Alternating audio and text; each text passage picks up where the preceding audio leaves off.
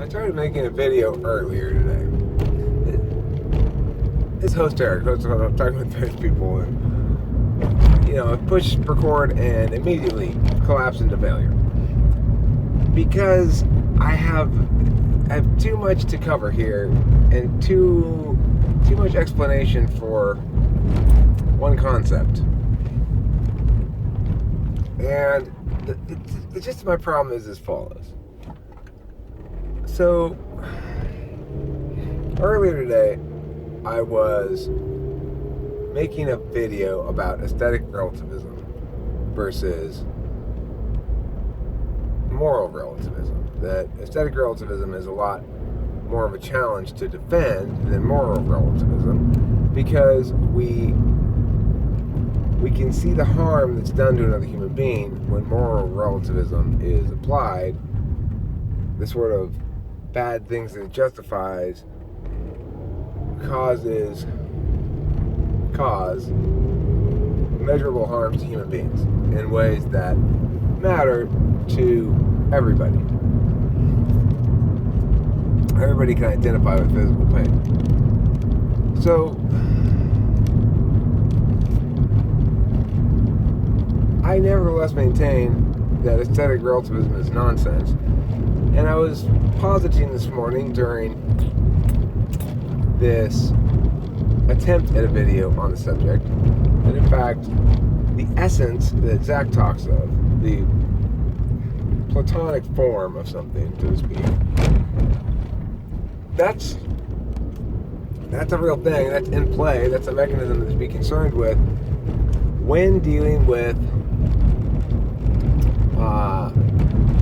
media objects, time objects, or media forms will display this quality towards this attribute of correct or incorrect, good, bad, right, wrong, aesthetically pleasing, aesthetically not, and it is beyond subjective insofar as, well, as Alex and I were talking the other night about state-of-the-art of motorcycle maintenance. The conclusion to be taken from that is, as he put it, that quality is a phenomenon that occurs before conscious processing. That there is a sense of the rightness and wrongness of things that precedes our conscious processing of it. So, I think, regardless of that, we do know that certain forms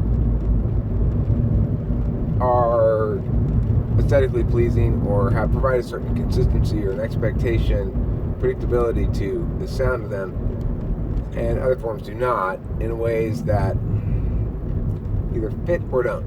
No one would dispute that this fits inside of that if it does. And yet, we somehow want to dispute that the same quality can be true in aesthetic objects, as though aesthetically things can't fit inside of one another. But they can. Alright, so moving forward now.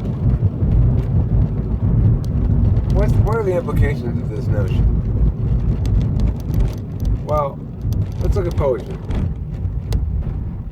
When we're talking about metered verse, we're talking about something that has a strict form, and that if it fits the form, it's right, and if it doesn't, it's wrong. But note, the form's not arbitrary.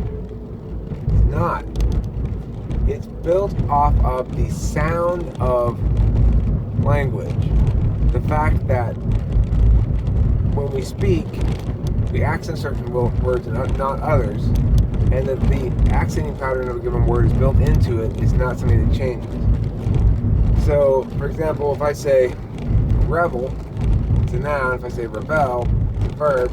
All I've done is change the accent, which syllable gets the accent. That syllabication, that pronunciation is the word. It's not the written word, which doesn't distinguish. So In a poem that says, "Whose woods these are, I think I know. His house is in the village, though. He will not see me stopping here to watch his woods fill up with snow." That's Iambic Tetrameter by Robert Frost, of course. And it is a famous poem. And it's in perfect iambic tetrameter. It would not be correct if it said, "Whose woods these are, I think I understand. His house is in the village, on the other hand." Well, they rhyme still. What's wrong? Well, the meter's wrong.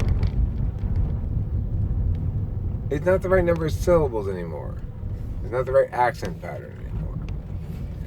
This is what I mean by aesthetic relativism being nonsense. Why is Dr. Seuss so much more popular than other children's authors? It's because he attends to matters of meter. He's careful with meter. That's what I mean. If you're not, why the fuck are you writing poetry?